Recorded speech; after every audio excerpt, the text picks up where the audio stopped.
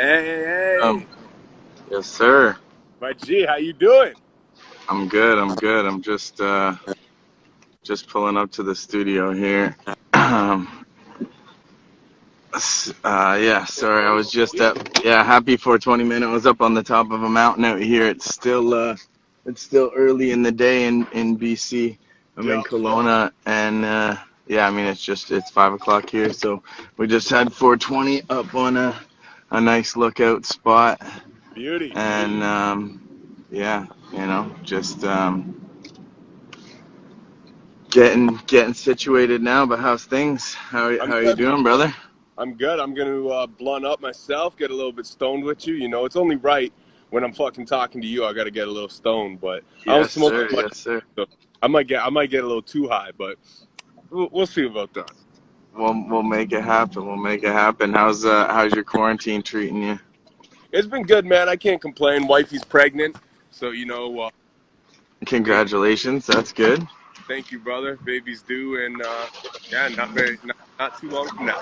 A little over 7 weeks. So, yeah, man. You know, it's kind of, she's got to stay in a lot. You know, keep safe. I gotta, stay out of harm's way. I can't really do very much, but grinding at home. You know what I mean? How you been doing with it all, man? Sorry, say again?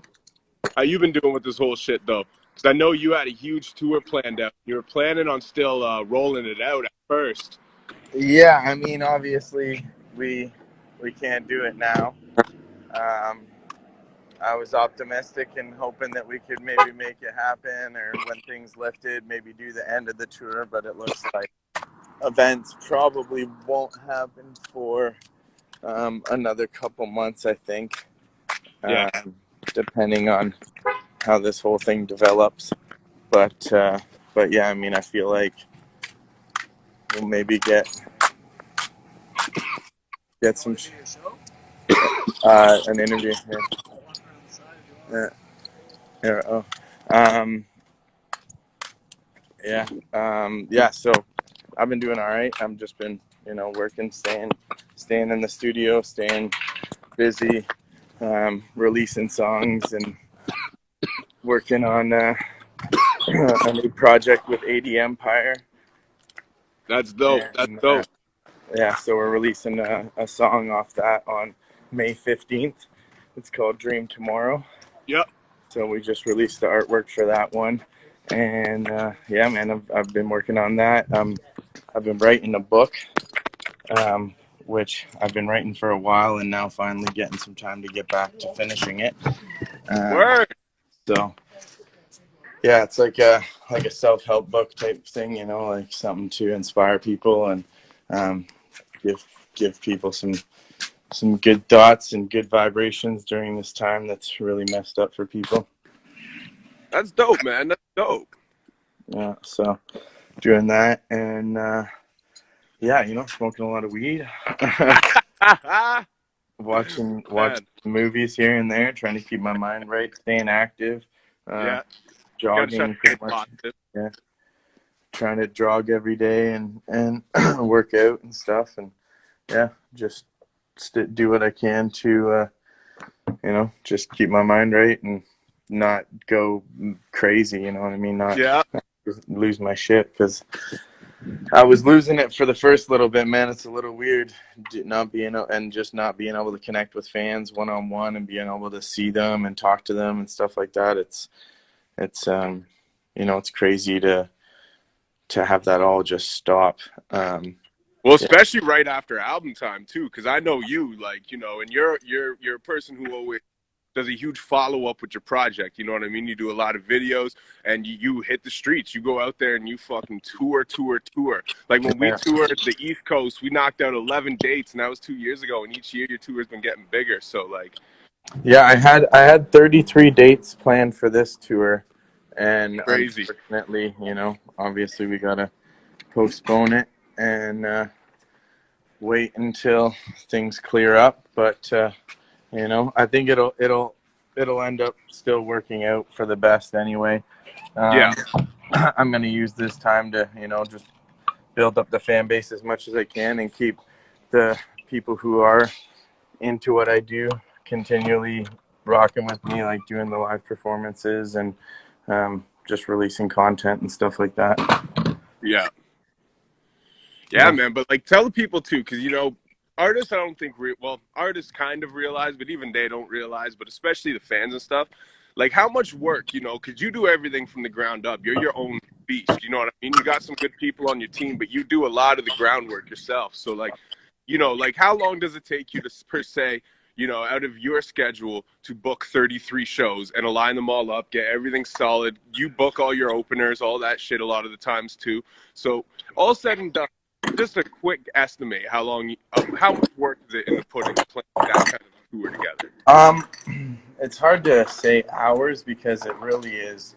It's on weeks. Like prior relationships and stuff too. Like the first times that you do it, it's a lot harder and takes a lot more time. You might have to call 9 or 10 bars before you can get one that says yes to you.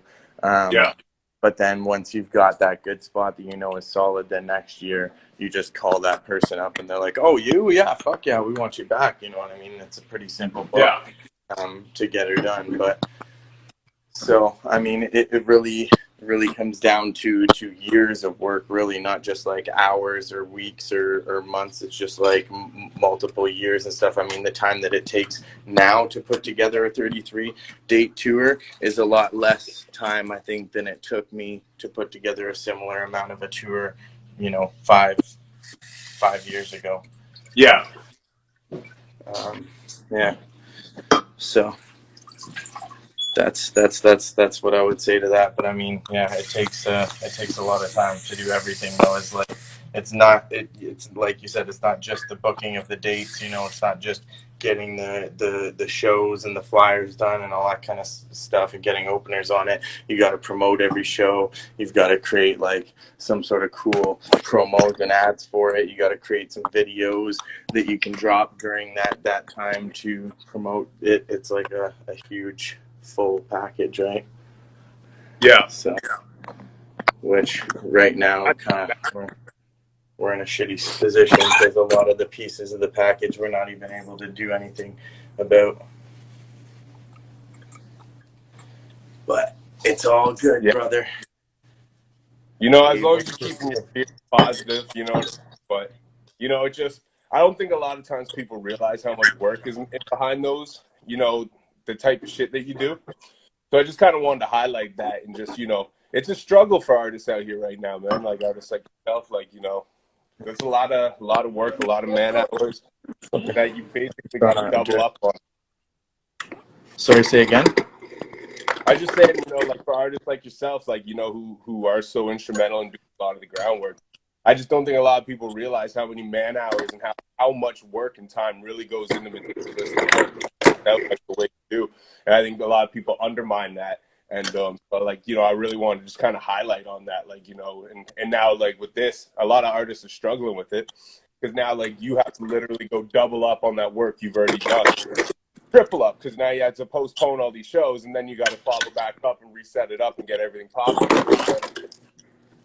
Yeah, this quarantine's been a headache as far as like rebooking shows and doing all that kind of stuff. But I mean, yeah, that's a whole other conversation. Yeah, I mean, it takes a lot of time to deal with it, and like I feel mostly for all the venue owners, you know what I mean, and stuff like that. I mean, for them, if they don't have a restaurant attached to them, they can't really do delivery of service of food. If they don't, you know what I mean, if they're just strictly a live music venue, there's nothing for them, you know what I mean. They have to have their doors shut, and people rely on alcohol and bar sales. So I feel for a lot of the venues that I work with, because right now they're not really able to do anything, whereas an artist like myself, I can still make an income, I can still sell merch, I can still have my fans engaged, tip me when I do live performances, stuff like that. So I'm kind of fortunate, and also fortunate that I have fans that are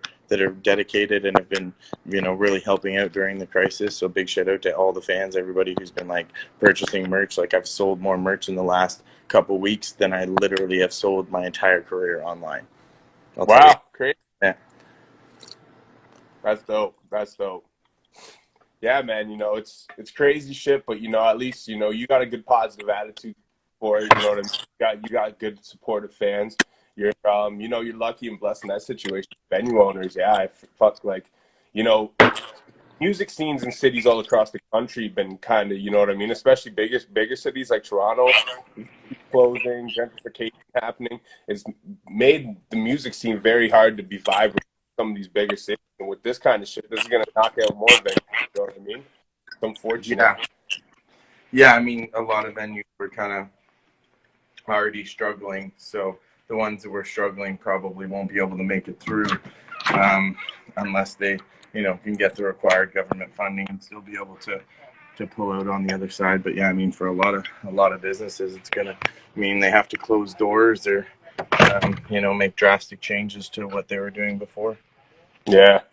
But So yeah, man, let's get into the music a little bit, though. We can talk about fucking Corona all fucking day and the effects it's having. But man, you've been doing this shit for fucking years. You've been grinding heavy for years. You've consistently put out an album damn near every year since what, like 2011?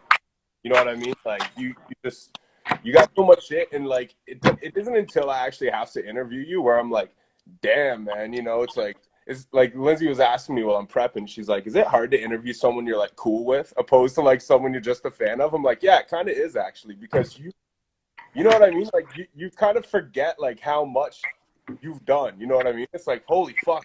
Go back and start looking. You're like, shit. Like you're like, I completely, because certain accomplishments just trump other shit, man. But you've opened for some legendary acts. Your company has brought them through, like Wu-Tang, Akon, Nelly. What to you is like the wildest? Hey, Snoop Dogg, yep. YG, YG. yeah, I mean, yeah. What's the biggest wow moment like for who you've shared a stage with this far? Biggest wow moment. Probably the Snoop Dogg shit was the craziest. That was Yeah, pretty. That was like 4,000 people when we did the Sudbury show at the arena, and so that was, yeah, it was cool, and it was oddly comfortable. You know what I mean? I felt like I would be a lot more nervous getting on stage and doing that, and it wasn't like that at all. You know what I mean? It was very comfortable, and I felt like I was like, this is what I should be doing and where I should be. So hopefully, more arena show opportunities present themselves. And obviously myself and my company, we can't take credit for everything there. There's a lot of different people and factors and other companies that were involved in making those shows happen. So big shout outs to everybody involved, all my partners and all the sponsors and everybody, artists, all that stuff, because it's not just myself. But yeah, I mean, the biggest wow moment definitely was probably the Snoop Dogg shit. It was legendary. I mean, there's in the hip hop game, there's very few people that have a legacy like he does, and just yeah, I mean, it's just so surreal when you're just sitting there, like from the beginning of the night to the end of the night. You know what I mean? Because I'm like one of the first people there and last people to leave. yeah, From setting up and just like seeing everything happen, and to the very end, everything tear down and everybody's gone, and just being like, this is crazy, like this just happened. You know what I mean? Like there was a sold out show with Snoop Dogg in Sudbury, and then we did a couple days after that in Huntsville on my birthday with Mercules and Snoop and myself and Peter Jackson, and that was a dope show as well. So, and big shout outs to Cabin Media and Jeff for helping put that all together. Like, yeah, so it was just surreal, just surreal moments in life where you're just like, what the fuck is really happening? Like, and you don't really even realize it. Like, I don't even think it's still sunk in what has happened, but it's just like, yeah, it's cool. It's just another notch on the belt and another step up on the ladder of success. that's fucking sick, man. Was that the dopest birthday ever? That was a pretty dope birthday for sure. There was a lot of craziness that went on though behind the scenes behind that show, like a lot of stuff that we had to run around and do and stuff that made it very stressful. But overall, I was like, you can't really top a birthday like that with doing a show opening for Snoop and rocking with my homies. Like, yeah, it was pretty cool. Did you get to smoke with Snoop? I did not. No, no, No. we did not. That would have been Oh dope. man. That definitely would have been Uh, dope. I'm sure one day though. I think I gotta get to a level where I'm like, maybe getting interviewed on Snoop's show, and then I want to smoke with Snoop. That's the kind of that you got to earn smoking with Snoop. Well, what about another huge one you did, and you guys pulled it off. I think like maybe half a year from when I toured with you, but because I remember you talking about it on the tour, and you're like, "Yo, you can't say nothing yet, but we're kind of planning on bringing these, and the Wu-Tang shit, man." What was that Mhm. like? Because you guys had that out in like what? It's like out in some field looking or some shit like that. Where was It was it? originally supposed to be booked inside a venue that was like 4,000 capacity, and Yeah. we move it somewhere. We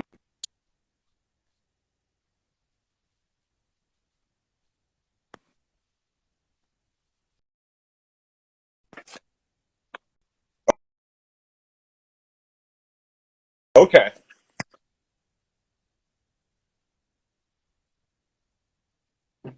Your experience, and thank God the Yeah. weather was cooperative. It was a gorgeous night. The sunset that night was like mind blowing, dude. It was, yeah, didn't even seem real. It was crazy. But yeah, that That was a shit. very good concert. There was, yeah, probably about another 4,000 or so people there, and yeah, it was solid. Yeah, lot 42. Somebody said there, Lil Mel. That was the other one that it was supposed to be at, and it got moved. There, me monsters in here. I got to do some shout outs. What up? The real Jungle Justin in here. Wildridge is in here. I saw Donzai was commenting before he wants to cop the book when it drops. Word up, respects. Sounds Um, safe.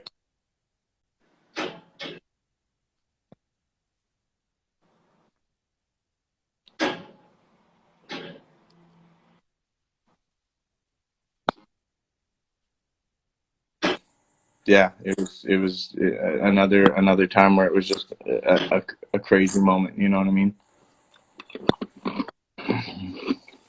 What's like the most like what you've been doing it so long you probably don't get it much at all anymore if you do, but like what's like one moment you can think of when you met an artist and you almost just didn't know what to say? Like fuck, I'm really like with this guy right now. Like hey. Like you know what I mean? Rock him, Yeah. rock him, dude. Woo! The first time that I met him, because I met him twice in my life. Yeah. Um, the first time that I met him was after a concert at the Harborfront Center. He did a free show at the Harborfront Center. Do you remember that? We were there in No. Toronto. It was No. like maybe Wow. but this is like 2011, maybe something like that. Like Okay, long so this is time before ago. I Maybe 2010, okay. even something like that. This is early, right? Early little Robbie G. Like, I need to go see this concert. I need to see Rakim, and more importantly, I need to meet Rakim. I need to meet, and there was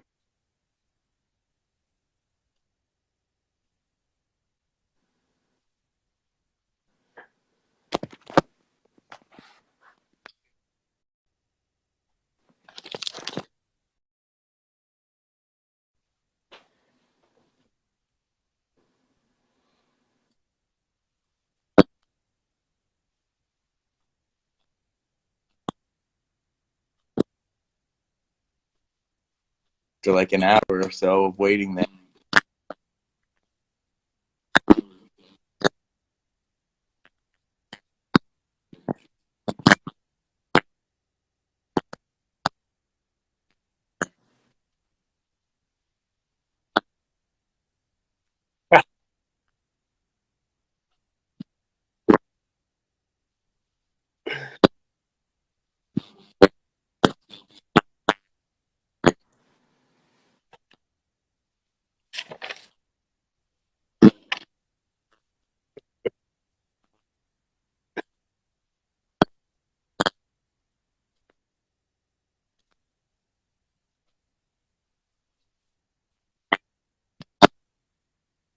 That's wild, man.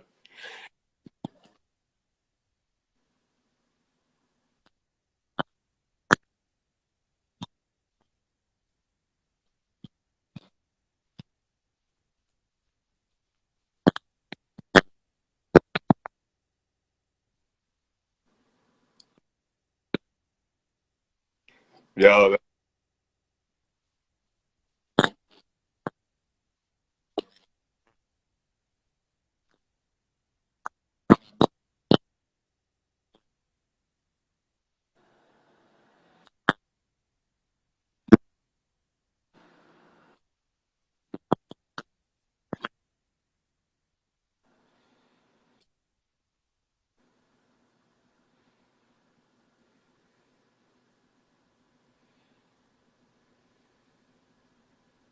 You there?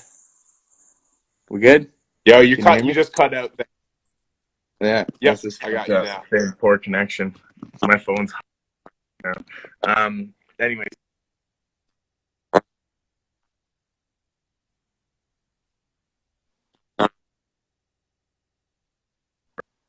Oh shit, you cut out again.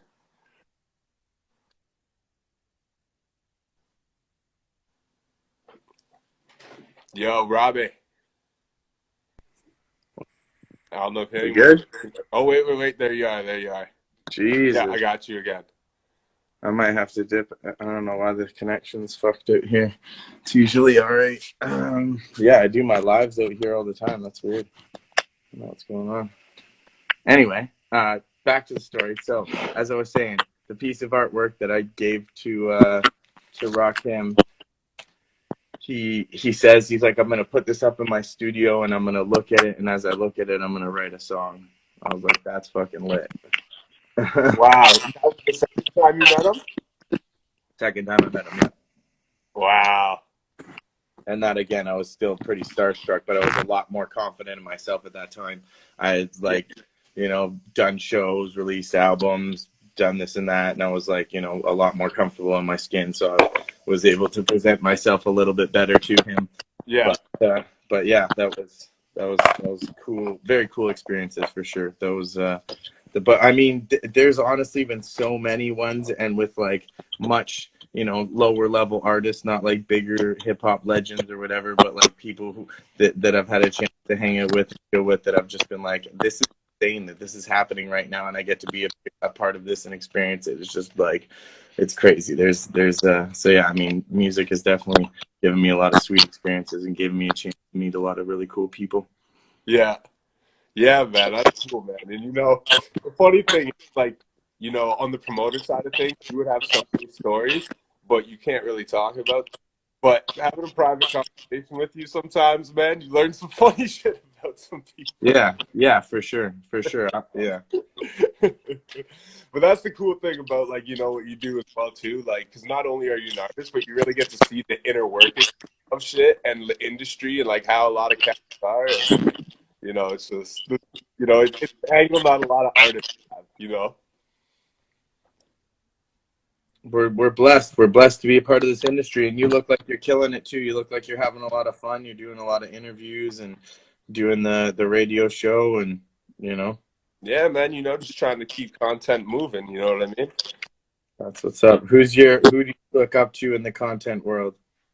Oh man, that's big. But people give him flack, but I fuck with DJ Vlad. I think Okay. I was just watching a DJ Vlad interview with Rugged Man today, a random one. Anyway, continue. oh yeah. Vlad's, he's a genius at what he does, man. People can hate on him for whatever reason, but you can't knock the man's, the way he's built his brand. Like, you can knock some of the things he's done that may be questionable, but I think the overall brand, like, he kind of like he's like the title king. You know what I mean? He's the king of the titles, like, But Yeah. Charlemagne, definitely Charlemagne early on, not so much anymore. I kind of found a little bland. Isn't it funny, dude? I was in that same boat, bro. I used to listen to Breakfast Club all the time, and I Yeah. don't know what happened, but like maybe 5, 6 months ago, something like that, I was just getting so sick of listening to them, and I was just like, you guys aren't talking about anything. Any, Nothing yeah. really content. There's nothing really like you're giving anything, and it sounded like you're just bickering and whining and shit. And I was just like, this is kind of just become I didn't even, I don't know, not to knock them, and I shouldn't be negative, towards other commentators, but personally, yeah, literally just, I don't know, 5, 6 months ago, something just turned me off about their content, and I literally have stopped listening since. I'm the exact same, man. Probably right around the same timeline. You know, probably like 6, 7 months ago, something. They interviewed someone. I can't remember who, but it was someone that I would be interested in, and the interview just didn't interest me. And I'm like, man, you guys can interview this person, and I'm not interested in this hour-long interview. Listening to it, I'm like, Something's wrong. Yeah. yeah, exactly. Like I just feel like they lost kind of some of their chemistry, maybe. But you know, shit happens. Joe Budden, he's one of my favorite content creators. You know what I mean? I like just pushing the envelope. I like what Quake and Pat Day have been doing. I like Yeah. that. You know, but yeah, I just like anything that's good content. You know, sometimes it comes in waves. You know, so that's why I'm just trying to be consistent, man. You can't build that over without consistency, right? Yeah, for sure. That's it, man. But that's something you know well, man. Speaking of consistency, you know, like you got the new album. But I do want to talk about the new album. I also want to go all the way the fuck back. But we'll talk about the new album first and then go backwards. So you got 2020 Vision. Hey, the artwork dope. That's what's up. Who did the artwork for that? This is the pictures were shot by G3 Designs Photography in Niagara Falls, well, St. Catharines. And then the designer who put it all together, the vision, is Jason Hutton, and he's from out here, about an hour or so from Kelowna. Yeah, so, and he's done quite a few other projects. He's a very talented graphic designer, and yeah, I mean, yeah, it's out now. It's done. It's doing incredible. I've sold more copies of this album than any other album. My numbers keep going up. I don't understand it. I really don't understand the Spotify algorithms or whatever the heck, because I literally have gone up like 4,000 or 5,000 monthly listeners in the last couple of weeks, and I don't know how or why, like what playlist it got added to or what happened, but like it's like a lot. And like the number, like you saw, obviously I hit the million on the YouTube views, which was pretty cool, from my channel, which I saw you do as well, so congrats to that. Yeah, I mean, it takes a while to build it to that point, and there was a lot of times where the videos that I could have dropped on other people's channels or put them on more popular channels, and I chose to keep it on mine. So I'm kind of glad that I did, because eventually over time, you know what I mean, I might have got a big surge of views right away from their subscriber base, but over time it's better to kind of build organically, I think, from your own page. From what I've seen from other people too. So doing that, I'm trying to do the vlog a lot more too. I've got a bunch of vlogs in the stash to drop, just like things that I was doing, you know. And you know, trying to just keep up with content on that end. Yeah, definitely, man. Game, that's, you know, and that's the thing I'm about, man. You know, I like making music. I'll still make music. I'm gonna put it out, right? Content shit. I'm just a rap nerd today, you know what I mean? I'm fucking. That's the shit I see, man. Like that's the shit I've been working. So, you know, maybe that's what I'm meant to do. You know what I mean? Who knows? You never know. What do you think? What do you think you're meant to do? Just to do the like? Interviews? I'm thinking more content. You know? Yeah. Than doing the rapping and producing. Yeah, well, I'll rap my ass off. I'll fucking outproduce a ton of motherfuckers. But you know, there's something about creating content that's just more like, I don't know, man. It's more rewarding, more peaceful. You know what I mean? Mm-hmm. And it's been more financially beneficial, to be honest with you. I find being an artist actually. Being an artist is pay, make a little bit of money, pay, make a little bit. You know what I mean? And then over time, that make a little bit of money gets a little bigger. But you're constantly investing in yourself. You know, to do media, I don't really got to invest shit in myself except my time, my opening to learn, and microphone. You know what I mean? Yeah. And then just market it. You know what I mean? And put it out there. It's a lot easier. When you do a podcast, you're like, am I really working right now? This doesn't feel like working. I'm talking to somebody. Yeah, podcasting is so fun, man. You know what I mean? Like, interviews is fun. You know, if you genuinely are interested in what it's just fun, you know what I mean? But that helps create good content too. So, you know, it's the same thing, man. The same slow burn. You know what I mean? I've had opportunities, you know, with certain clips that I put them on other people's pages, stuff like I can relate to you in that. And I'm just like, you know, I might have done thousands on this page and it might have only done a couple hundred on mine. But you know what? At the end of the day, I still claim the owner of that content. You know, I can always repost it as my channel gets bigger as throwback clips. You know what I mean? There's so much stuff you can content. Like I can't make a song and then re-release the same song 5 years later and remonetize. You know what I mean? Not really. You kind of you would do that with content though. You would re-release it. yeah. You put out clips as you build your brand. You know what I mean? Stuff people miss because things just get lost. I know, but you can do that with your music as well. I don't know if you see like artists like specifically, you know, ones that I fuck with, like Chris Webby. He literally, you know, once every week or two, he'll post like an old video from like years ago, as if, you know, and just be like throwback. But you know, people, it just brings back that content. You know what I mean? Old content. Yeah. Yeah. Which I see done, and honestly, I'm slacking. I should be doing it more because I have really good content from before, and I have a ton of new fans that don't even know about that content. Like some people be hitting me up like, "Yo, bro, you're sick. You need to do a song with Mercules." I'm like, bro, like you go YouTube that shit. You know, it's done. We got a video. It's been there. You know what I mean? Like.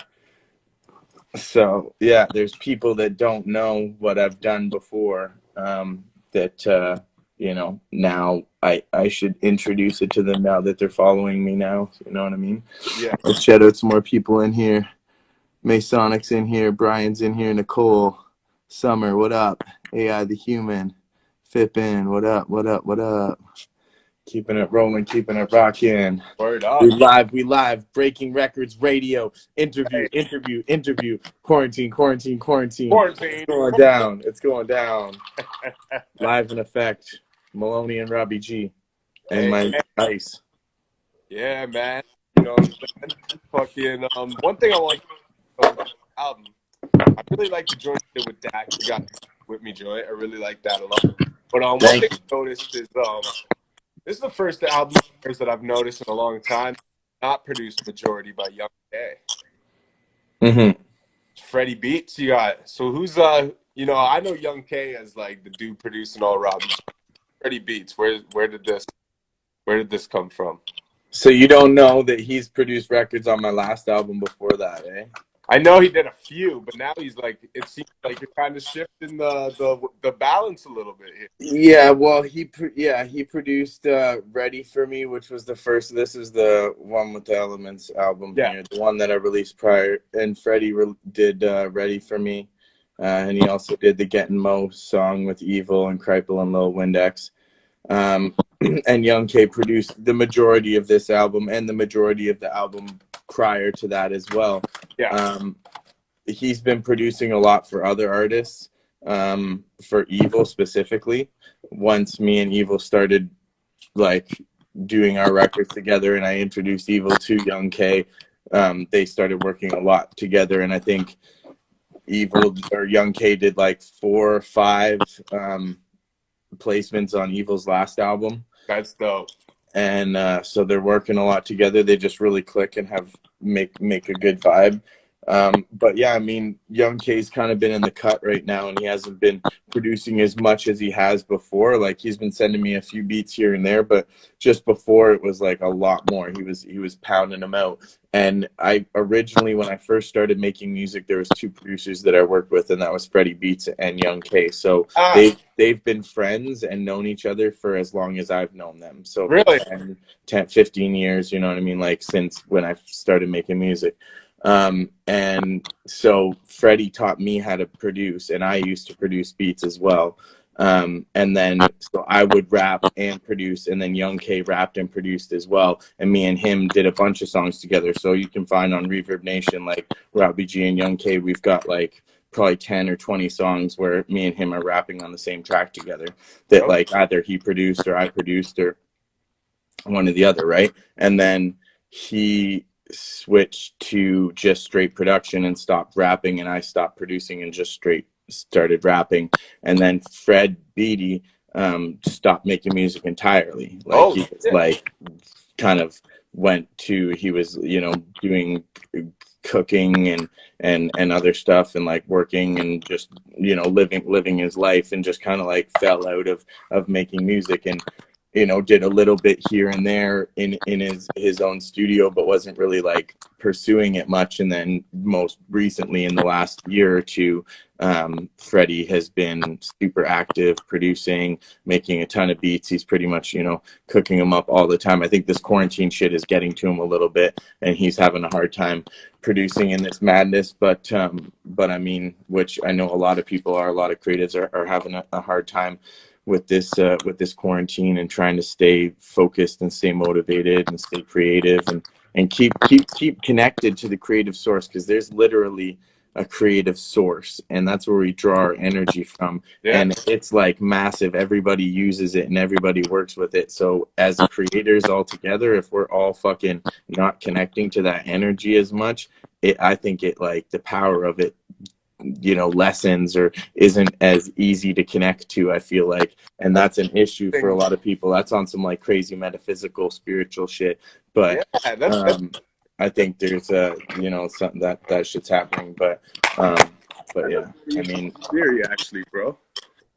You know, I'm very big on energy and stuff like that too, but I never really thought about creative energy being its own pool. I just looked at that being a part of my own energy, but that's kind of an interesting ideology, a way of looking at that.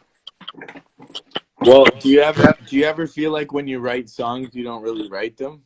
It depends. Sometimes I try too hard, and I feel like you can make the most technically great art by trying really hard, but you know what? It never comes off real. The songs that you just write in like 10 minutes, when you pull from that pool of energy that you're talking about, I know what you're talking about. That, and yeah, Yeah.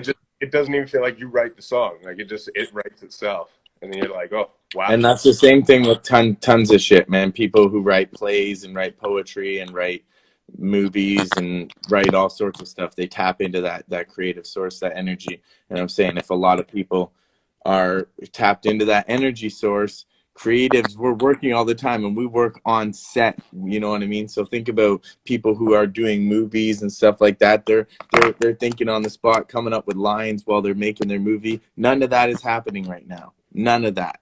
So that creative force that's out, that everybody's tapping into all the time, is not as like powerful, I feel like. Ah, I If that makes sense. feel you. Okay, okay. Do you know what I mean? Because Yeah. think about it on a small level, and then put it to a massive scale where you're talking about millions of creatives across the planet that are not able to actively practice their craft like they normally would. Like a movie actor, what are they doing? Practicing lines at home by Yeah. themselves. You know what I mean? That's about it. There's no coming up with lines on the spot while you're on set, like mingling with your other acting friends and whatever. That's just one example. You know what I mean? There's tons of different creatives out there, but you know what I mean? I think that everybody is suffering a little bit because of that. But anyway, to get back to the producing tip, yeah, Freddie is definitely cranking out some heavy beats. And so he produced a lot of the tracks on the new album. He's got, I think, 8 beats on there, and then Young K did 3 of them. Yeah. And yeah, I mean, what do you think? What are your thoughts? Well, actually, I really like his production, but I know that Young K kind of, you know, because he used to do a lot of the boom bap stuff that you used to rap on, you know what I mean? But I know he kind of updated his sound, and you kind of started to go in that same path around the time you did Fires, when I really noticed it. But Well, we that's because we ran into issues with sampling and stuff like that with the yeah, earlier projects, and then he kind of, well, I don't know if it was he made a whatever it was. We talked, and I was like, we can't have samples anymore, and he basically moved to a custom composition producer, so everything that he makes is not sampled, you know what I mean? So we don't have any issues running into sample clearances or anything like that, which you do run into, you know what I mean? Freddie even ran into an issue with one of the beats that he made on the album that had some sort of sample from a pack that we had to end up purchasing the licensing for it to get it cleared. So, which wasn't like an exorbitant amount of money, but it was in euros, and you know, it was a decent amount. Yeah. But yeah, I mean, that shit can happen with samples. So we try and really stray away from that and just focus on making beats and working with beats that have, you know, solid production that's composed, fully composed, and where we know where everything's coming from. And this is why a lot of producers hit me up to, you know, work, and I'm very hesitant, because if I make a good song with you and then we run into issues down the line, then I hate that shit. So, and that's happened a few times. So Yeah, no doubt, no doubt. Because I remember, yeah, years ago, I linked you that one beat, and then when you were done it, you kind of inspired me to start a production album because you're like, "Yo, here's the joint." But you're like, it was almost kind of like you're like, "I'm down to do the joint." You're like, "But I ain't dealing with none of this other bullshit that comes attached to the samples and shit like that." oh yeah, the record that Yeah, we did together. yeah. I still got Yeah. That's why I was like, I can't release that. You know what I mean? yeah, but I still Yeah, got no, that out too. yeah. I gotta finish that project up. I gotta get a few more songs made. If you release that now, I'll be like, what the fuck, man? Because that's some old ass shit. That's like 5 years, 6 years ago I rapped that shit. But anyway, it's all good. Be like, yo, toss that up on Reverb Nation where it belongs, bro. That's the old school Robbie. That doesn't deserve Spotify spins. Smiley, what up? Oh shit, the old shit, man. But speaking about the old shit, man, I do want to go back, man, because you've been putting out shit for years. When I first met you, you were just doing Ripple Effect, right? It was right around that time. But Okay. before that, you know, you got your 2011 album, Think, and was that your first album? Like first Yeah. official album? Yeah. First album with just like all original Original beats. production. Yeah. And you got some fucking names on there, man. Like Cannabis, Diabolic, like what, like how did, like, early in those days, you know, because I know that a lot of times now you work with cats when you're actually with them, you'll be touring with them and shit, organically make the music. But back in those days, like, what was the process of working with artists like that?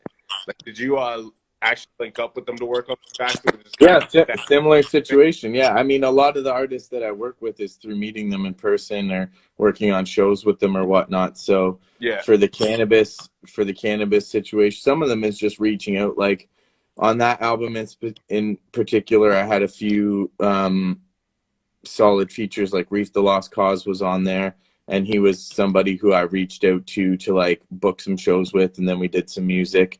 He came up to my studio and we did a song together and a video together. And then Diabolic, we were gonna do a show together. We had booked him for a show in Toronto, and he wasn't able to end up coming. Oh shit. And he did a verse for me, which like I had to kind of, you know,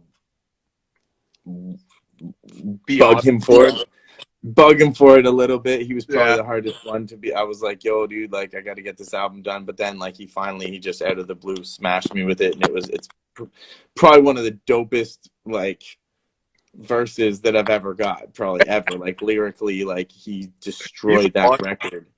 And it's done amazing numbers, like streaming wise and on YouTube and stuff, just the audio itself without doing a video or anything for it. And I respected him a lot. I thought he's a really dope MC, and you know, I fuck with Immortal Tech and everything that he does, and they work a lot together. So I was like, yo, I definitely wanted to get him on the album, and it was like a really boom bappy, you know, vibe album. So that kind of worked for it. And then who else was on it? Cannabis. The Cannabis record came about similar situation as well. We did a show together in Toronto, and I met Okay. him in person, and it was a dope show, sold out show, and fucking he killed it. And just meeting him in person, I was like, you're super dope, man. Like I really want to work with you. Like I look up to him. I think he's a legend in the game. You know what I mean? I think he's one of the greatest like MCs to like put pen to a paper. Like he's really skilled with it, and Yeah. he's wrote some incredible historical records. So yeah, I was like, definitely let's do a record together. And he was down, and basically he gave me his email, and I followed up. And you know, just randomly 6 months after reaching out to him to do the collab, he hit me with it in my email and did like not just a 16, but did another 8 bars where he shouted me out, and I was like, this guy's the shit. That's So fucking.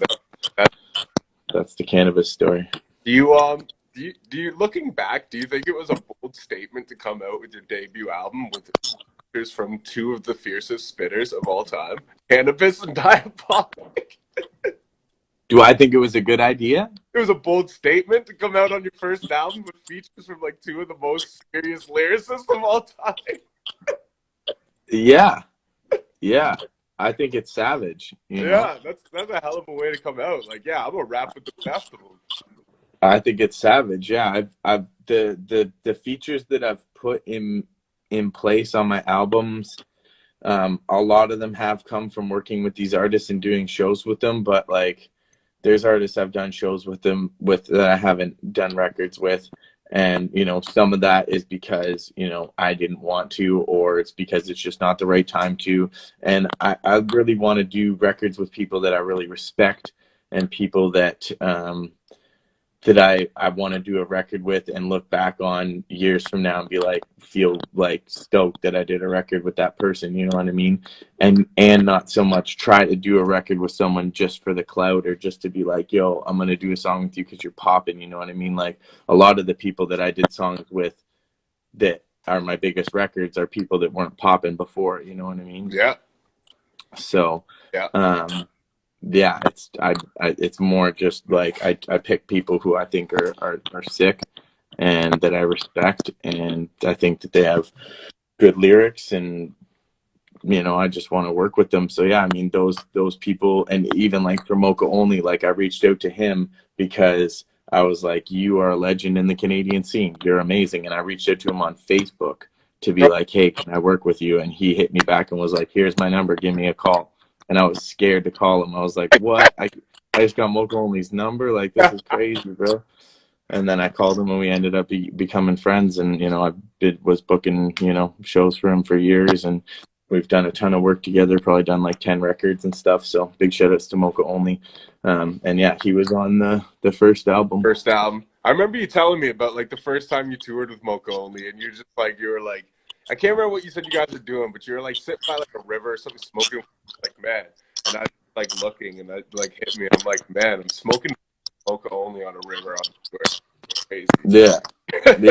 When we were out in the middle of nowhere between Thunder Bay and Winnipeg, there's a nice rock and a nice spot to sit, and yeah, surreal moments on tour, man. It's cool, man. You know, and just like going from moments like that, you know, some of the big artists you've toured with and stuff, like you know, just to see your work and your, you know, and it build slowly but surely, you know, it's just that it's a beautiful thing, man, you know, and I just got to give you like all the props in the world, man, for what you do, what you have done, and just keep moving forward with it, man, you know, like I said, when I first met you, that was around 2013 Ripple Effect con, you know what I mean, and like shit, man, I still love that joint, the Robbie G joint you got on there. What the fuck's that called? Start Watching Me. Watching Me, yeah, that shit's sick. You know, but like kind of, you know, you've got a lot of Vect on the cuts. Can't forget to shout out Vect on the cuts on that. Hey, one. Same shit. Yeah, that motherfucker's he's blowing up like crazy as always. Salute. And he's the one who did the cuts on that record too. Yeah, on Start Watching Me. Ah, yeah. Okay. Yeah, man, I used to love that joint, but you know, just to see how far you've even come from there, man, you know, I'm fucking super proud of you, man. One thing I want to ask you is, you know, like with the Rob the Viking production on that album, I know you had Mad Child on Reality, you worked with Oka on Thing. Like, what was it like being the first person to put Swollen members, the full group, back together on a song after the first person to do it, what, 10 years or more? Bro, that shit's legendary. That shit no one can ever take from me. I'll just say that. It's crazy, man. It's crazy. That shit's dream come true shit for real. And that took a lot of time and patience. And like I forget, I don't know where it was. The other day I stumbled across some message where I think it was Young K. It was an email Young K had sent me. And he was just like, bro, he's like, honestly, he's like, legends like that don't come together on a track for anybody, man. He's like, that's insane that you got them all on a song together and did a video with it. Like, that's fucking nuts. And yeah, I mean, that's a willingness and that song took 4 years to put together from start to finish. Wow. And some people don't know that. 4 years. So that's sticking with a vision for that long. You know what I mean? Most people would give up on that halfway through. Most people would give up. Like they'd be like, Wow. "Oh man, I got one of them on here. That's good enough." You know what I mean? Like I had a vision to do a song with all of them and get Rob to make the beat and put something together that sounded like vintage Swollen Members and be on it with them and do a video for it. And it happened flawlessly. Like that record sounds so vintage Swollen Members. Mocha killed the hook. Prev destroyed his verse. Madchild came with the exact flavor of Madchild that is the Swollen Members in that era. Rob's beat is right in that vein, and I think I penned out one of the dopest verses that I've ever done. The multis and the everything in that one is like, yeah. Get ready to set heavy, we drop hits. Most talked about, you walk around and gossip. Has he signed to the team? Rhyme supreme with a divine. You're like, it just like this shit was like, yeah. I'm super proud of that project. So it's very, very happy how it all came together, and happy that that I was able to put legends on a track together, and people they hadn't done a record for 8 years. I wanted them to come back and do a whole album together, bro. I was like, I was trying to form Voltron with them motherfuckers. I booked them for a show in Guelph and got them all on stage together to rap together again, so they could feel what the energy was like. They hadn't done that in a while, and I forgot you told me that. Yeah, that's crazy. yeah, man. So yeah, I've been a fan of Swollen Members for years, and I respect what they do and what they've done for the Canadian hip hop scene, and how many MCs that they've inspired with their movement and with what they've done. So, you know, and now Prev's got his new thing going. If you haven't heard about it, XL the band, with his nephew Neff, and they got some other dope musicians in that band. It's called XL the band. They got a new album that's coming out. It's either out or it's coming out. So go and check that if you haven't already. And Madchild, of course, is doing his thing. He's got a new album called Mad World that is going to be coming out. He's got a pre-order up for it now. So yeah, salute to the Swollen Members. And Mocha's steady working all the time. He's always releasing shit. Yeah, always. You can pretty much guarantee if you put on your Spotify that month, there's going to be a new Mocha only track. For sure. He does not stop. He does not stop. Pretty much every month there's something new coming out by Mocha. So Hey, yeah. like you got us our Mocha only video interview back in the day, man. And that's another thing too that I want to thank you for as well. You were very instrumental in the early days when when me and Ennis started breaking records radio, and like you helped us lock down some of our first like dope interviews, man. Like I'm pretty sure you locked down our first one. You got us to Joel Ortiz, didn't you? On the phone. Yeah. Yeah. Yeah. Yeah. That was our first big interview, man. So I just want to salute you from the bottom of my heart, man, and for the rest of the team too. Like, just appreciate you a lot, man, because from that point forward, especially in our early days, you helped us lock a lot of interviews. Even, you know what I mean? Like, even if it'd been like, a few months and we ain't talked, or like a year that I hadn't come out to a show or nothing, you would just hit me up randomly once in a while and be like, yo, you want to interview Evil Ebenezer? Yeah, sure. You know what I mean? Yo, you want to interview Mercules? Yeah, sure. You know what I mean? Like, so, just you've always been there to, throw a bone at us, you know what I mean? Like, and show love to us and help us content, man. I just appreciate that a lot, man. Yeah, no problem. Definitely. It's always love, man. Fucking salute to you. Salute to you. You came out on tour and slayed it, and that was solid. It's good to build with you on that run, and yeah, man. Yeah, man, there's some stories on that tour, Yeah, you've always held it down in Toronto too. A bunch of shows we've done there as well. So yeah, man. Yeah, man. But you're instrumental in us. Trapman's in here. What up, big DJ Trapman? What up? What up? That's dope. That's huge. Baby Lolo's in here. Rain. Shout out Rise Wayne. What to up? my dude right there. Shoot some weight. Salute. Um, Your camera just cut out, yeah, or something right in front of it. there I we don't go. know. There we go. But yeah, man. Like you've been putting out material crazy amounts. Another thing was too. Like how did when you were putting that Funhouse record, together, did everybody know what your goal was, or did you kind of have to like go about it your own way until you kind of had a finished piece together and present it to everyone like, this is what I did? No, I was straight up with everybody from the jump. Yeah. I told Rob when he gave me the beat, I was like, this beat is the one. I was like, I've been wanting to put a record together with everybody on it, and he was like, cool. He's like, go for it. You know what I mean? He was more or less just like, good luck, you know? Yeah. Like, if you can do it, fucking sure. You know what I mean? And I was like, I'm like, I got Mocha in the studio. We're on tour right now. I'll get him in here and we'll lay out a hook and I'll let you know what I'll send it to you and you tell me what you think. So I got Mocha to lay out the hook. I did my verse and I sent it to him and he's like, okay. He's like, all right. And I was like, yeah, I just got to get the other guys on it. And that slowly happened through time, right? Like I got Mad when he was touring sometime, and I got Prevail when he was touring sometime. And then each of them individually, like while they were touring for the video, and then stitched it all together. So never once were all of us in the studio together. Never once were all of us together for a video. Everything. With the video. If you look at the video, there's never a scene with me and Mocha and Mad and Prev all in one scene. It's all stitched scenes with me with all of them just stitched together. Yeah. But that's dope, at least, that you still put it together and you got them all to rock on the stage. Yeah, and they were all totally down. They were all totally Yeah. down for it too. Like when I, presented it to Prev after getting Mad or getting Mocha on it, Prev was like, yeah, this is dope. This sounds super cool. And he crushed his verse. And then once I had those parts and then presented it to Mad, he was the final piece to get his vocals on. And he was like, this is obviously a dope joint. Like I want to be a part of this. You know what I mean? Yeah. And yeah, boom. Yo, so this is gonna cut us off in 1 minute, because it'll cut you off at an hour. So I'm gonna end it. I'll come back in if you want to just join right back in. Yeah. All right, sounds cool. good, brother. All right, 1 minute. Okay. We'll be back. Oh, yo, what's up? It's your man Maloney, Breaking Records Radio.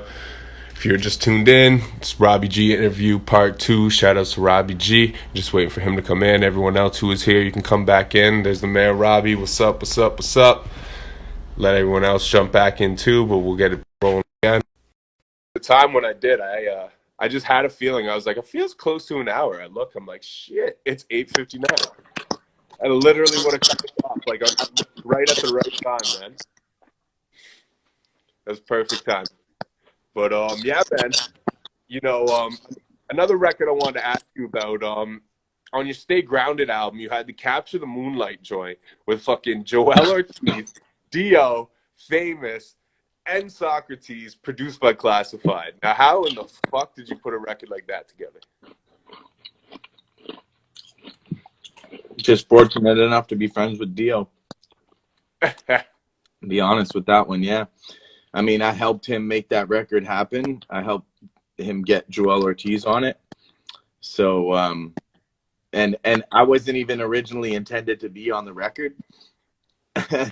I was feeling the song so much, and I was just like, I just laced the verse and sent it to Dio, like, yo, what do you think, bro? And he was like, this is good. Word, eh? He's like, I want to use this for my project. And I was like, all right, cool. So he put it on his project, which was the Down Home mixtape.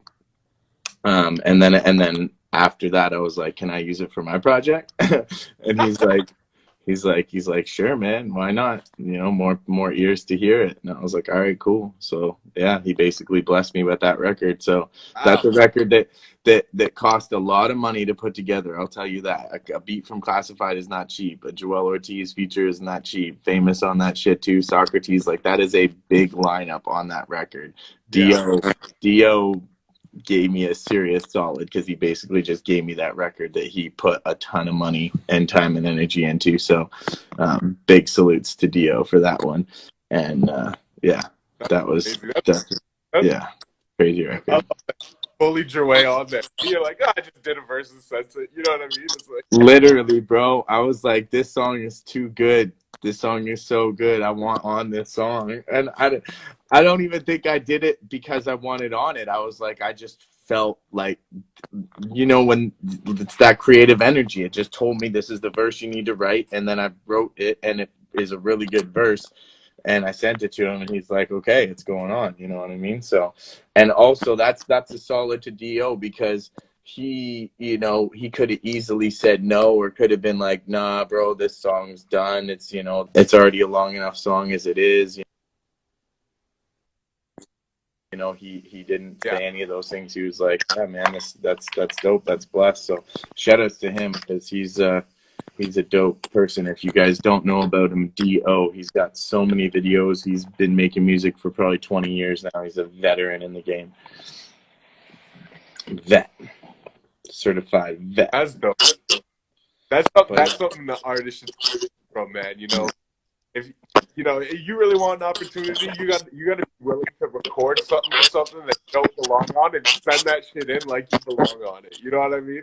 Like, that's dedication, bro. That's dedication. Straight up, that's bro. dedication. You're like, not meant to be on that record. But you know what? You're like, what do I lose if I'm not on it? I'm not on it. But if I don't take my shot out, I'm not gonna be on it. Yeah. Like, that's lit. That's lit. I love that. You just bullied your way on. You're like, yo, you can't tell me no to this. Just like, yo, I didn't say he had to use it. I was like, here's a verse. If you like it, but you gave him a verse so good he couldn't think of. So that's funny, man. Yeah, my advice to artists out there is sometimes opportunities are hidden, and you have to be able to find them to really capitalize on them. You're not always, the opportunity's not going to hit you in the face and be very obvious and, you know, oh, this is exactly what I need to do.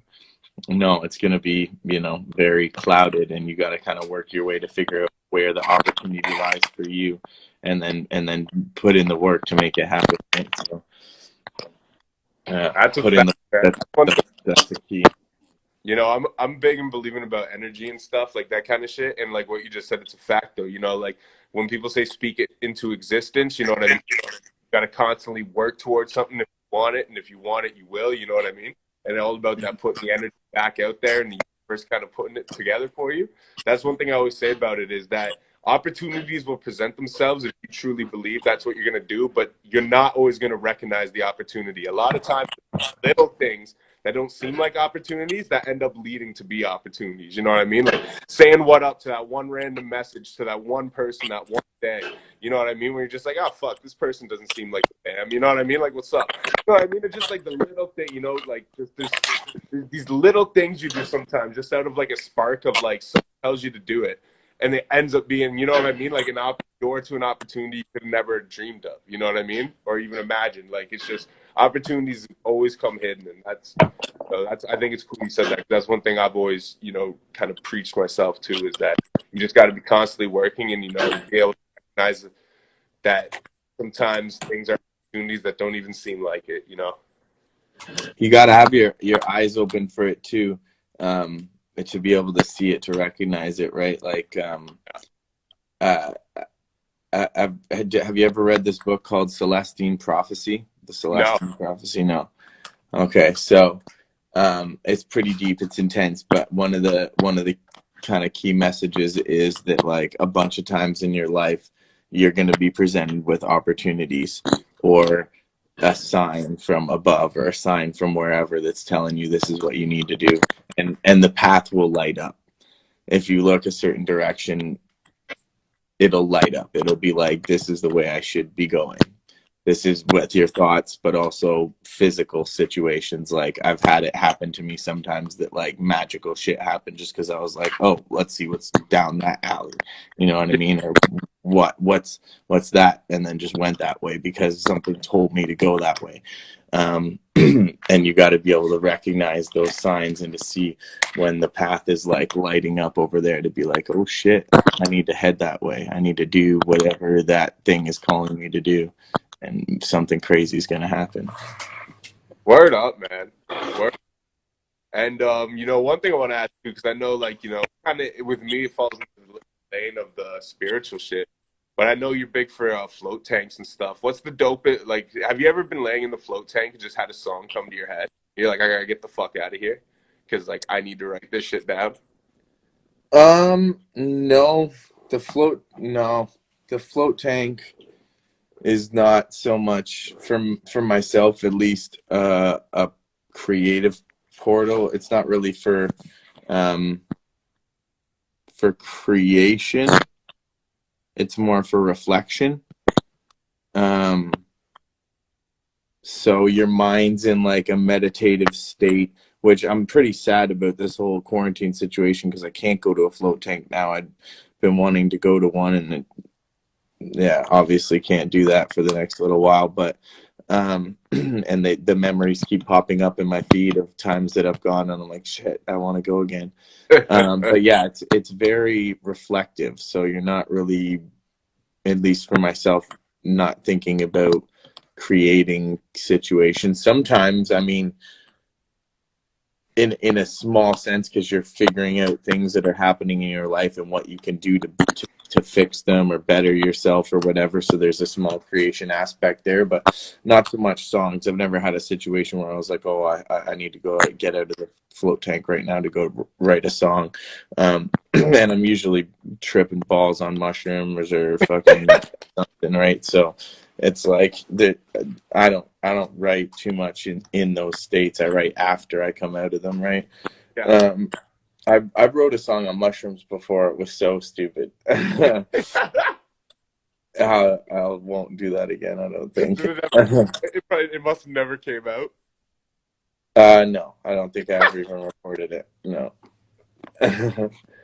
No, we're not. That's We're funny. not doing that. No.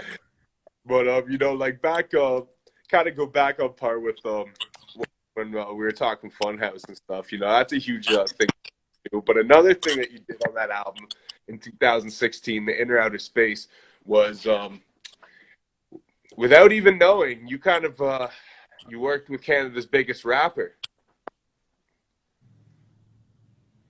What, them on the merch track or? Yeah, well, he became Canada's biggest rapper, but you know, kind of like what went in the, you know, kind of like you brought it up earlier. People like you should do a track of Merc. It's like, oh, I actually did do one. You know, you just gotta type it in and search it up and find it. But what like well, for one, like, what's it like just like looking back on that experience now with how fucking big he is? You know what I mean? Like that's got to be crazy for one. But for two, how did the whole like track come together initially? Um, we've been talking about it. I mean, I've been fucking with him and SDK for a long time, and I was booking them in Ontario when really nobody knew who they were, and nobody was really booking them out there. So, I mean, just from building that relationship and being like, hey, I really respect you, and I knew from the jump, I was like, Merc is gonna blow up.